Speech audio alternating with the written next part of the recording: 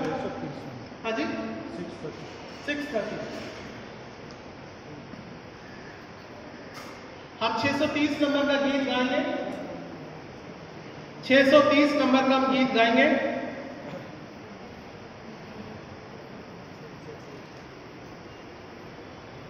शुरू करें चर्चा। जय यीशु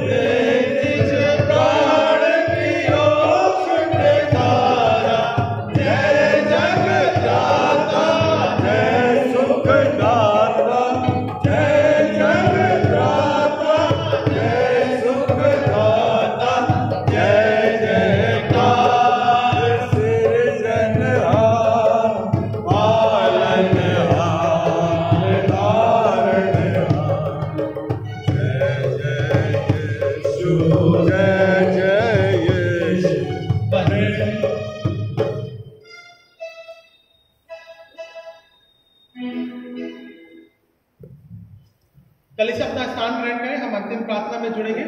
2 मिनट बैठ जाएं।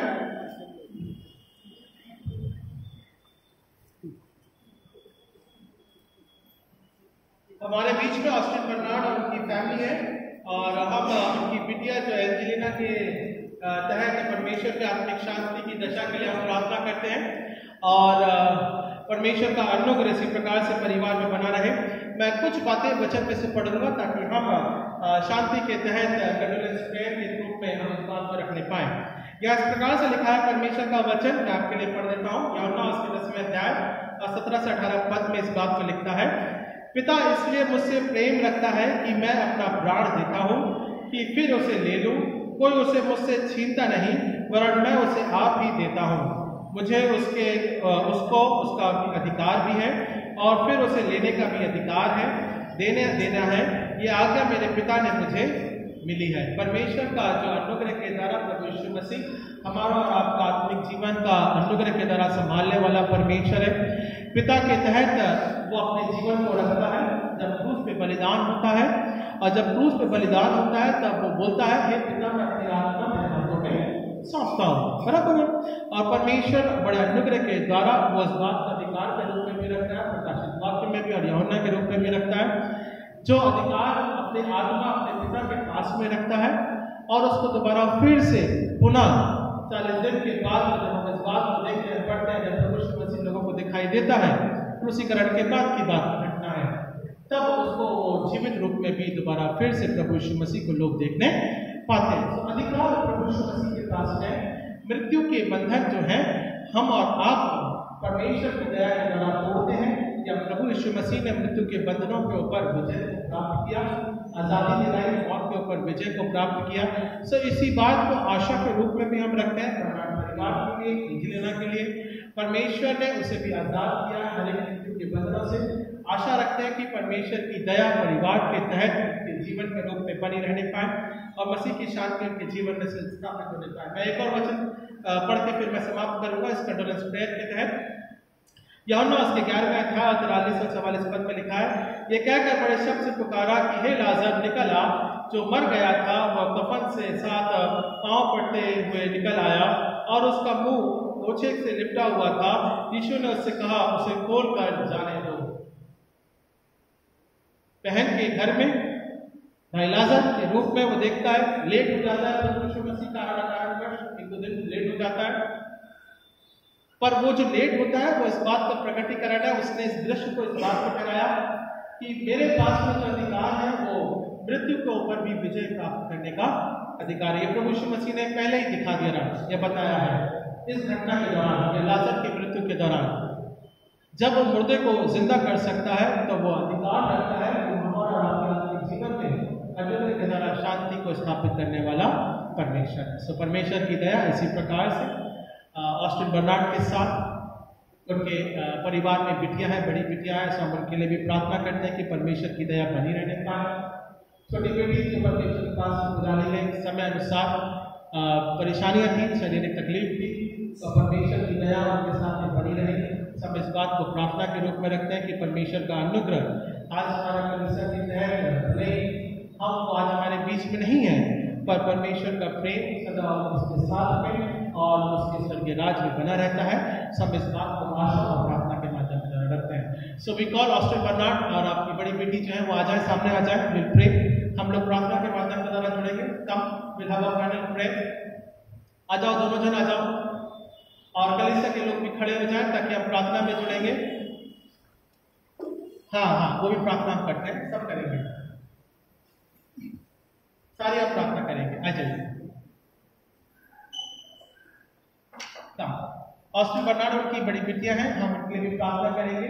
प्रभुभोज में जो आपकी जो अंतिम प्रार्थना है उसको हम प्रार्थना के रूप में पढ़ेंगे, फिर मैं इनके लिए प्रार्थना करूंगा और भेंट के लिए भी हम प्रार्थना एक ऑफरिंग करेंगे।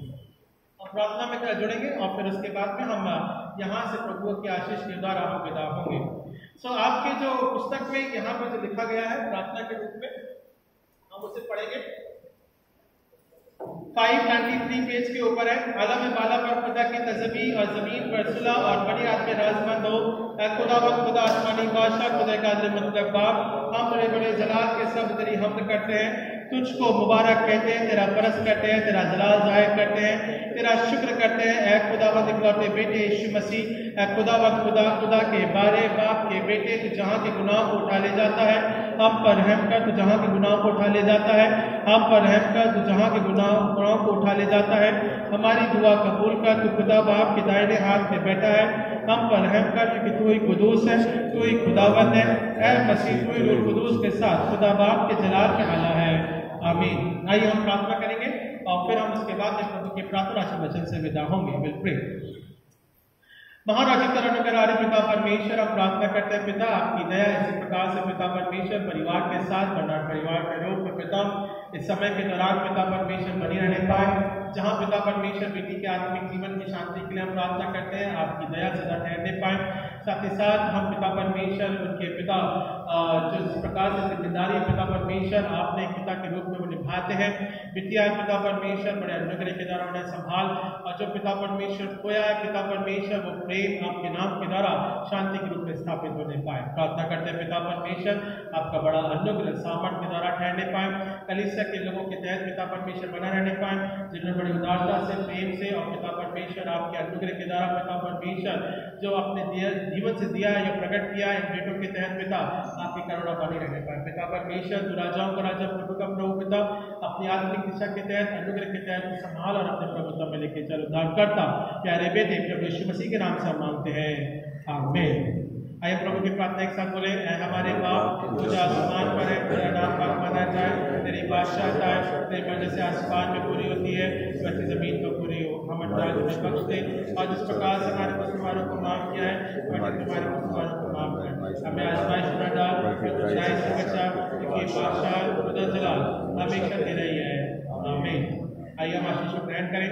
अब हमारे परमेश्वर पिता का प्रेम, प्रभु यीशु मसीह का अनुग्रह, पवित्र आत्मा की संगत है, सहभागिता अब से लेकर हम सबों के साथ में मसीह के विश्वास के रूप में या आशीष युगानुयुग बनी रहने पाए। आमीन आमीन।